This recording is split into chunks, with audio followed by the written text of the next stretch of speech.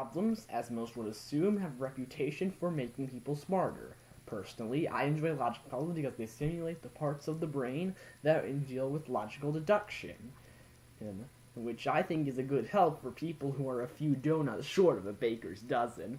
No offense, by the way. I'm just using that for purpose of example. Well, but most people choose not to undertake logic problems, often because they don't understand a clue's meaning. But that's why I'm here. This video will cover the meanings of all the basic types of clues. Let's say that we have three people named Adam, Bob, and Charlie. Each man owns a different pet, a different type, like bird, cat, or dog, and each pet has a different name, Bitsy, Freckles, or Kenzie. Here are some types of clues I look for when I'm solving a puzzle of this type. Kenzie belonged to Adam. Charlie's pet wasn't named Bitsy. Neither Adam's pet nor Bitsy was the cat. The cat didn't belong to Adam and wasn't named Bitsy. Let's see here. Either Adam's pet was either Bitsy or the dog. The three pets were Adam's pet, Bitsy, and the cat. Of Adam and Charlie, one owned the dog and the other owned Freckles. Well, those were a lot of clues to take in, weren't they? I know they were, just tell me. But that's enough. But let's talk about the clue meaning. Let's start off with the first two clues. The first clue read like, Kenzie belonged to Adam. You would put a dot, meaning yes, at the intersection of Kenzie and Adam. The next clue was pretty similar.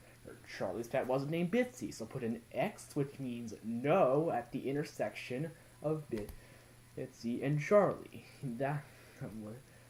Those weren't too hard. I like to call those positive and negative clues, because they are concerned with positive and negative information.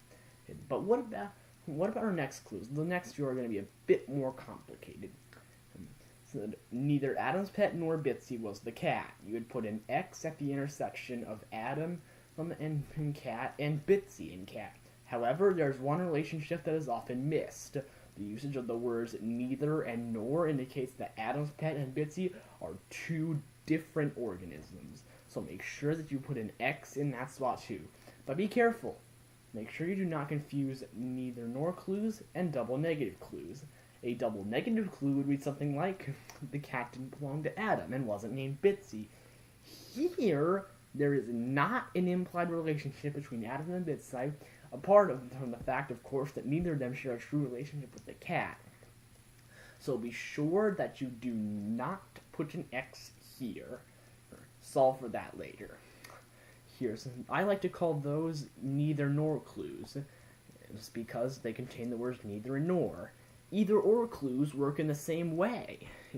An either or clue would read like Adam's pet was either Bitsy or the dog. So here, in this clue, you would put an X at Bitsy and dog, since you know they're two different organisms. And if you have an X at Adam and Bitsy, then put a dot at Adam and dog, and vice versa. I like to call those either or clues because they contain the words either or. We've only got a few more types of clue types to go through. Now our next clue reads like, of Adam's pet, the three pets were Adam's pet, Bitsy, and the cat. Here you will put an X at the intersection of Adam and Bitsy, Adam and cat, and Bitsy and cat.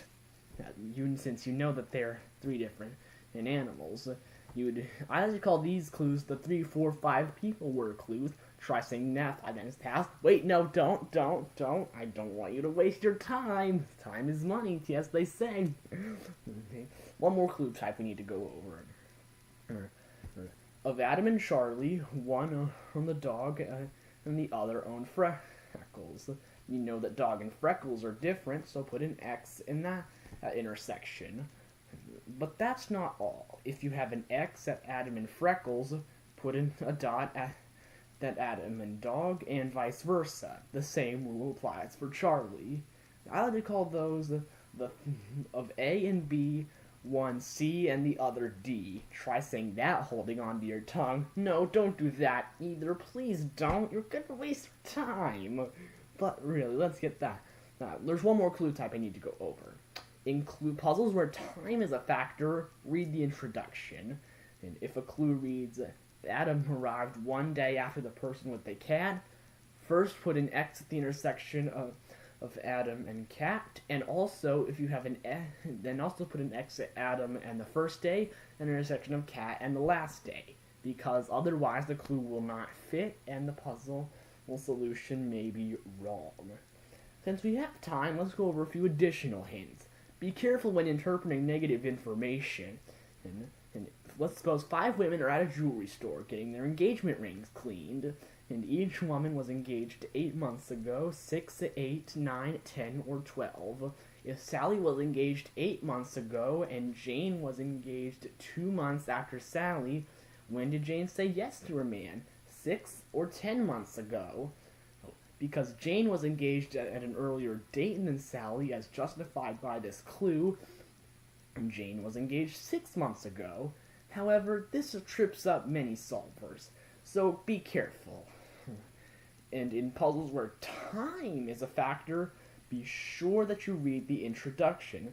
If a clue reads that John's house was not the house viewed immediately before Mr. Brewer's, then that means that, well, it doesn't mean that John's house was viewed at an unspecific time before Mr. Brewer's, and it doesn't mean that it was not viewed at an unspecific time before Mr. Brewer's.